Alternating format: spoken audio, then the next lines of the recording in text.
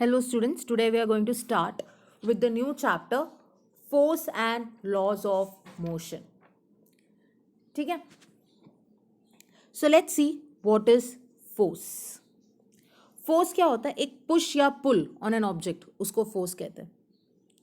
Right वो everyday action में हम लोग देखते हैं, जैसे pushing, pulling, lifting, stretching, twisting, pressing, ये सारे क्या है? फोर्सेस ही हैं. जैसे एक फुटबॉल को हम किक करते हैं, फोर्स यूज होता है. फोर्स यूज होता है when we pull a drawer एक टेबल से, या फिर जब हम कार चलाते हैं तो जब ब्रेक अप्लाई करते हैं तब, या गीले कपड़े से हम पानी निकालते हैं उसको स्क्वीज करते हैं तब. राइट तो फोर्स होता क्या है? पुश या pull on a body is called force. ये एक एक्सटर्नल एजेंसी है या ऐसी चीज है जो डिस्प्लेस करता है body from its position of rest. It is an external agency that displaces और tends to displace a body from its position of rest. जिस डायरेक्शन में फोर्स को अप्लाई किया जाता है या जिस डायरेक्शन में ऑब्जेक्ट को पुश या पुल किया जाता है वो डायरेक्शन हो जाता है direction of force. It depends on both magnitude as well as direction. इसलिए वो क्या, कैसा क्वांटिटी हो गया? Vector quantity. और एसआई यूनिट क्या है फोर्स का? न्यूटन, जिसको हम रिप्रेजेंट करते हैं कैपिटल लेटर एन से. ठीक है, अब एफेक्ट्स देखते हैं फोर्स का. क्या एफेक्ट्स होता है? अब बात करते हैं, जैसे ये पिक्चर दिखाया गया, बॉल को रोका जा रहा है. राइट तो बॉल मूव हो रहा था, उसको रोक दिया गया बाय फोर्स. तो force can stop a moving body. अब यहाँ पे ट्रॉली पुश किया जा रहा है तो स्टेशनरी था इनिशियली. राइट उसके बाद उसको पुश किया जा रहा है. That means force can move a stationary body. अब ये देखो, फुटबॉलर किक कर रहा है तो मतलब when a player kicks the football, क्या होता है? His foot exerts a force on the football और this force causes the football to move. तो यहाँ पे क्या हो रहा है? स्पीड भी चेंज होता है उस बॉल का, यानी force can change the speed of a moving body. और उसके प्लेयर को वो देता है जहाँ पे उसका प्लेयर होगा, मतलब वो फुटबॉल का डायरेक्शन भी चेंज हो रहा है. यानी force can change the direction of a moving body. Right position change करते, you can lift using force, you can lift things and change its position. Right change its shape and size. जैसे ये dough की बात करते हैं, ये हम everyday इसमें देखते हैं चपाती वगैरह बनाने में. Right you apply force and you change the shape of the dough and even you can change the size if you break it. Right so force can be used to change the shape and size of the body. Right okay, now let's see what are the types of forces. We are going to discuss balanced and unbalanced force.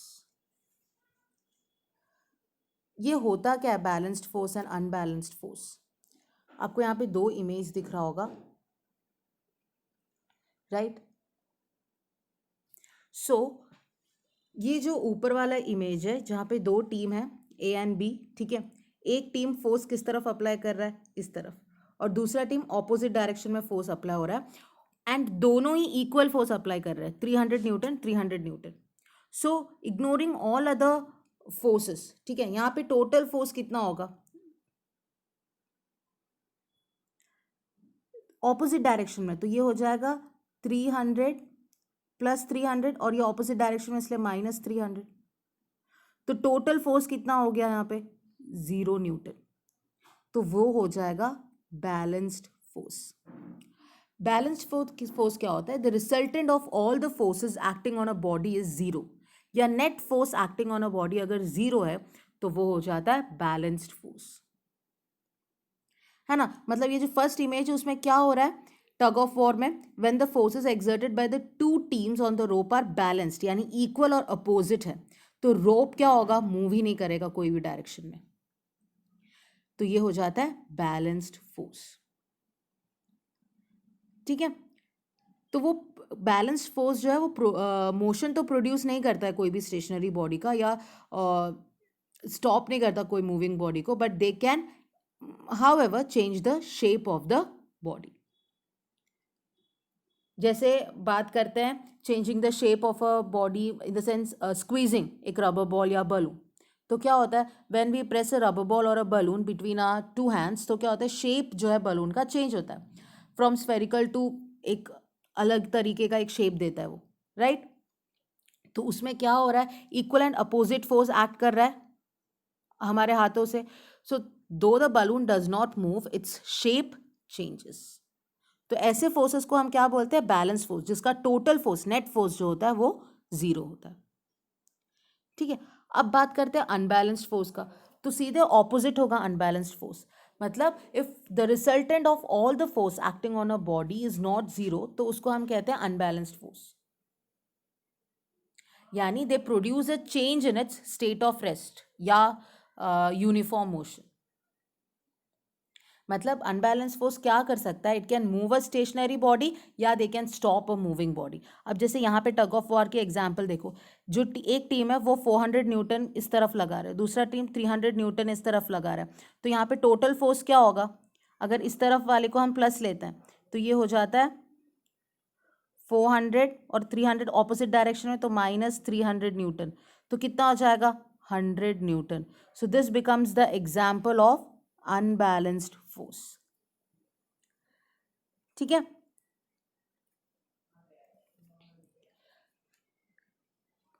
Is this clear?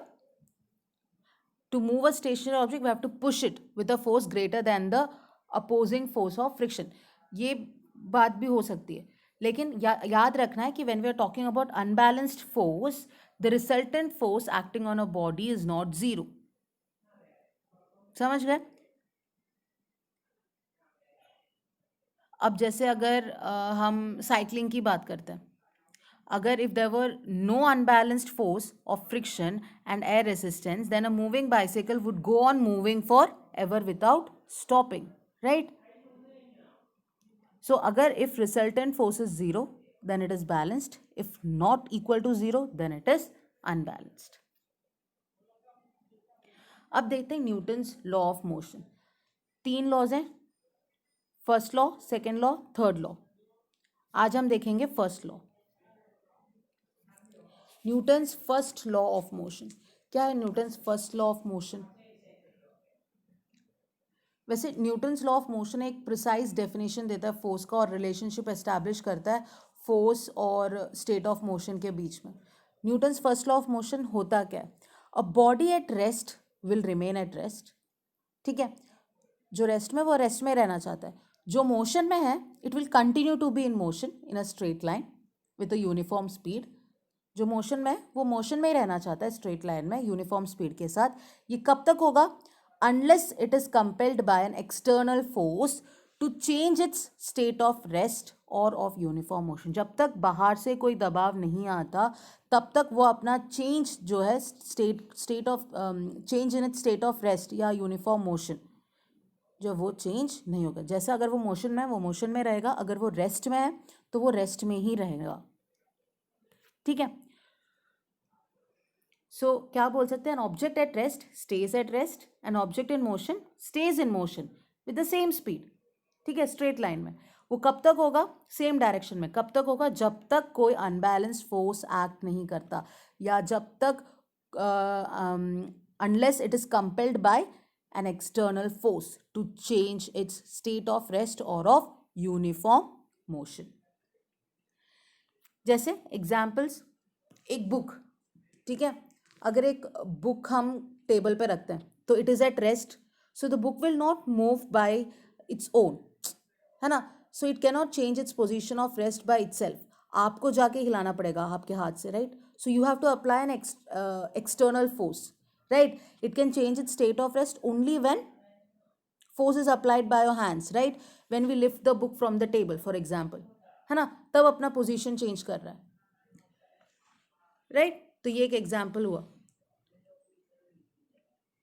जैसे कोई भी moving object है वो अपने आप नहीं रुकता, right. अगर अपने आप फॉर एग्जांपल एक रोलिंग बॉल है एक रफ सरफेस में, ठीक है, या ग्राउंड में, तो it stops earlier than on the smooth surface. Why? Because rough surfaces offer more friction than the smooth surface. अगर ये ऑफरिंग नहीं होता तो क्या होता, अगर कोई फोर्स अपोज ही नहीं करता मोशन ऑफ बॉडी को, then the moving body would never stop, it continues to move.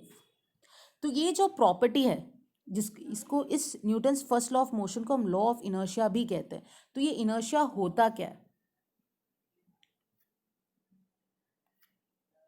Tendency of the body which resist its state of rest or uniform motion in a straight line is called inertia.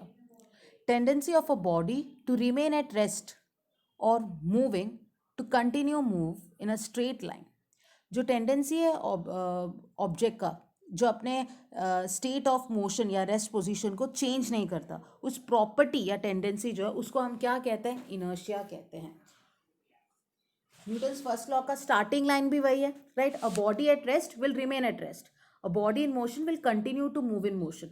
तो ये जो property है इसी को हम कहते हैं inertia.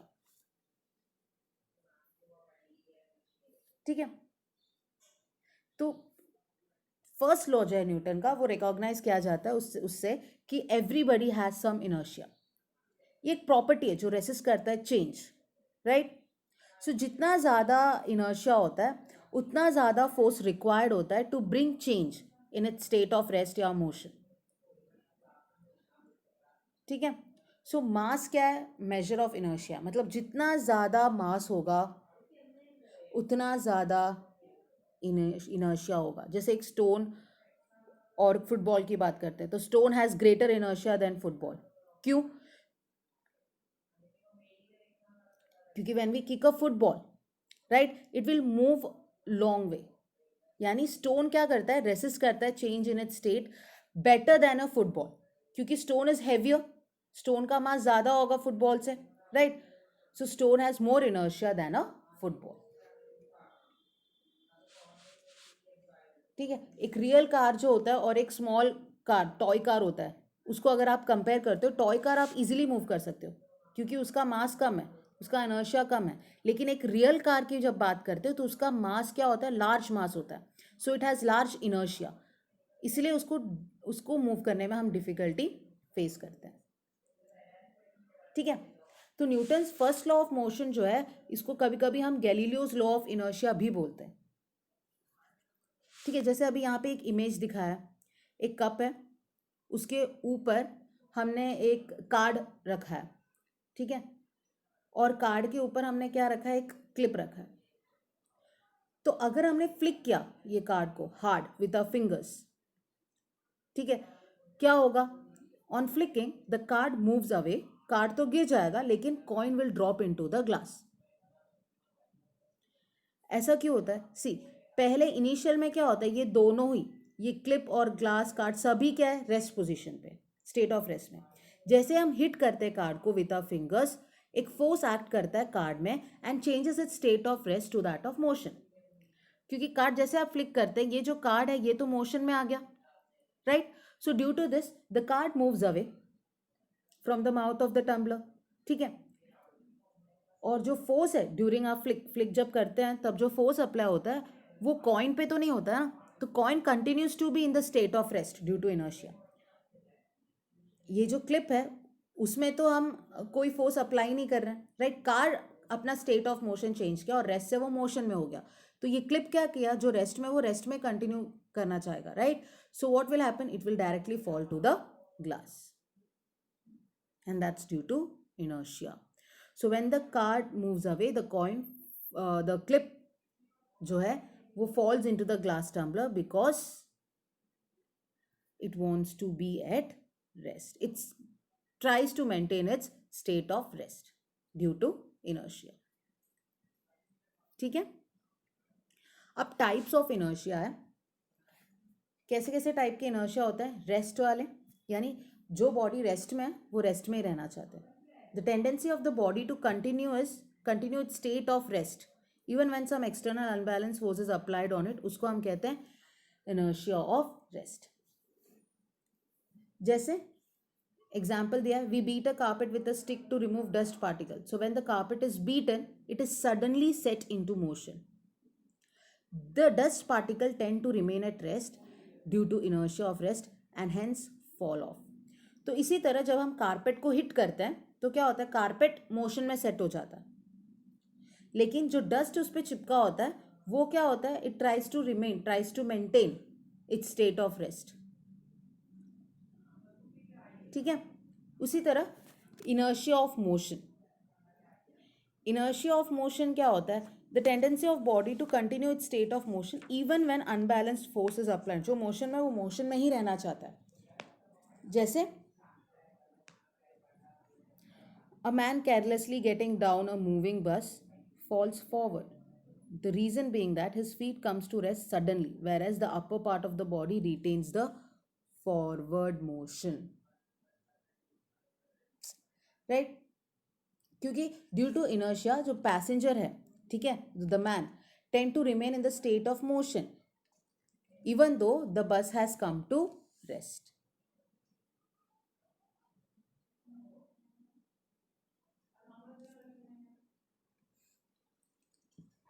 या फिर ये भी होता है कि व्हेन कार या बस टर्न्स शार्पली, तो क्या होता है? We tend to fall sideways. क्यों? क्योंकि इनर्शिया के वजह से, tendency to continue moving, right, which resist change in its motion. तो उसको हम क्या कहते हैं? Inertia of motion. ठीक है, फिर बात करेंगे नेक्स्ट टाइप का, जो है inertia of direction. Inertia of direction क्या होगा? जैसे ये फिगर है, एक स्टोन को टाई किया है एक at one end of the string and holding other end of the string in the hand, right. अब क्या करते हैं? हम रोटेट करेंगे, जैसे इस फिगर में दिया है, we rotate the stone in a horizontal circle. So during rotation क्या होगा? String breaks at a certain stage, और अगर टूट जाता है ये स्टोन, तो क्या होगा? Stone is found flying of tangentially, ऐसे करके टेंजेंशियली फ्लाई ऑफ करता है at the point of the circle. ठीक है, मतलब वो अपना डायरेक्शन चेंज करता है। ऐसे मूव कर रहा था वो, ऐसे मूव हो रहा था, जैसे ब्रेक हो गया वो अपना डायरेक्शन चेंज कर दिया due to inertia, right. The tendency of a body to oppose any change in its direction of motion, उसी को हम कहते हैं इनर्शिया ऑफ डायरेक्शन। ठीक है, so Newton's first law of motion हमें क्या देता है? डेफिनेशन देता है फोर्स का, कि फोर्स क्या है? It is something which changes और tends to change the state of rest और ऑफ यूनिफॉर्म मोशन। ठीक है, एक इन्फ्लुएंस है जो प्रोड्यूस करता है एक एक्सेलरेशन किसी बॉडी पे, उसको हम फोर्स कहते हैं। और ये क्या है? Vector quantity having magnitude as well as direction.